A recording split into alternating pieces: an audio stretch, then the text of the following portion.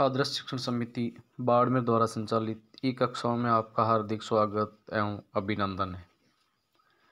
विषय सामाजिक विज्ञान, कक्षा 8 सामाजिक एवं राजनीतिक जीवन, पुस्तक के अध्याय 2 को पढ़ने जा रहे हैं। धर्म निरपेक्षता की समझ, जो पहले अपन प्रारंभ कर चुके हैं। आज अपन पढ़ेंगे भारतीय धर्मनिरपेक्षता क्या है।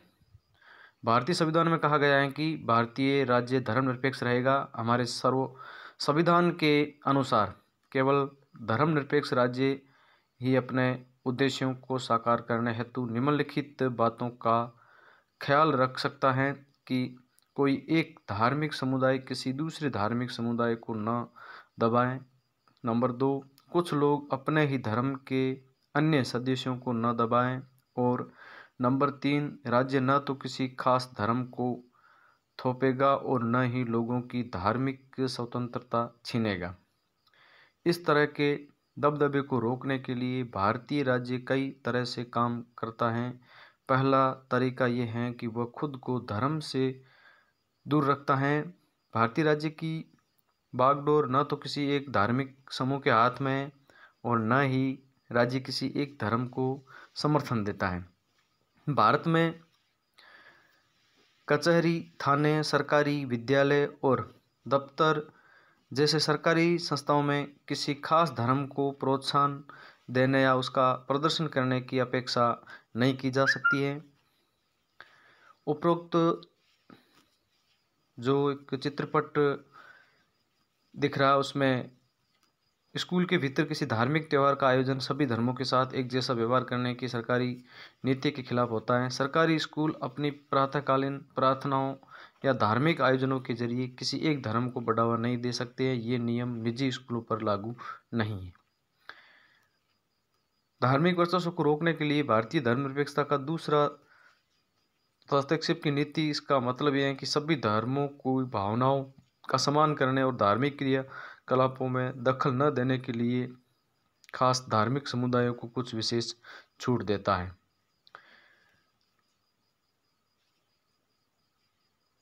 कारण यह है कि भारतीय राज्य इस बात को मान्यता देता है कि पगड़ी पहनना सिख धर्म की प्रथाओं के मुताबिक महत्वपूर्ण है।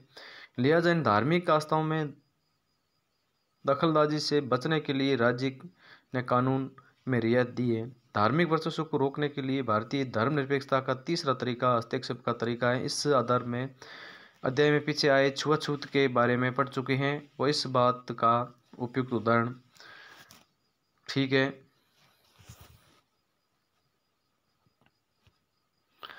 राज्य का हस्तक्षेप सहायता के रूप में भी हो सकता है।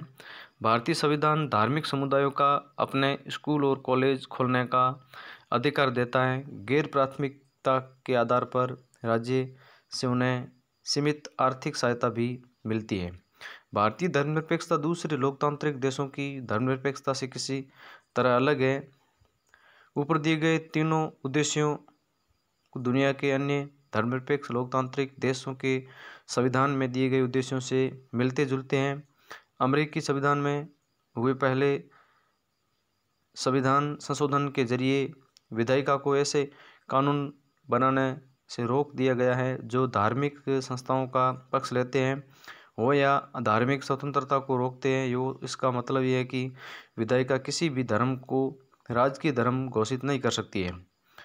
विधायिका किसी न एक धर्म का ज़्यादा प्राथमिकता दे सकती है।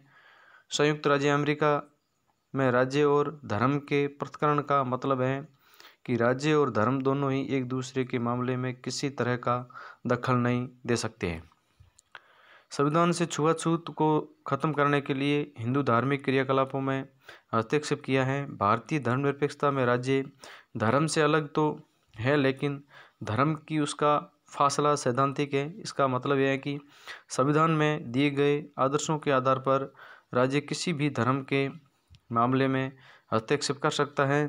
वे आदर्श व कसौटी मुहैया कराते हैं जिसके जरिए इस बारे में फैसला लिया जा सकता है कि हमारा राज्य धर्मनिरपेक्ष सिद्धांतों के अनुरूप काम कर रहा है या नहीं। भारतीय राज्य धर्मनिरपेक्ष है और धार्मिक वर्चस्व को रोकने के लिए कई तरह से कार्य करता है। भारतीय संविधान अपने नागरिकों को मौलिक अधिकारों का आश्वासन देता है। मूलभूत अधिकार इन धर्मनिरपेक्ष सिद्धांतों पर आधारित है, लेकिन इसका यह मतलब नहीं है कि भारतीय समाज में इन अधिकारों का उल्लंघन बंद हो गया है, बल्कि वास्तव में ऐसे उल्लंघनों की वजह से ही हमारे सामने संवैधानिक व्यवस्था की जरूरत बनी हुई है। इस तरह के अधिकारों के होने का ज्ञान हमें इन अधिकारों के उल्लंघन के प्रति संवेदनशील बनाना, जब कभी ऐसा होता है तो हम इसका खिलाफ सही कदम उठाने की क्षमता भी उसी से मिलती है। गृह कार्य में देखिए,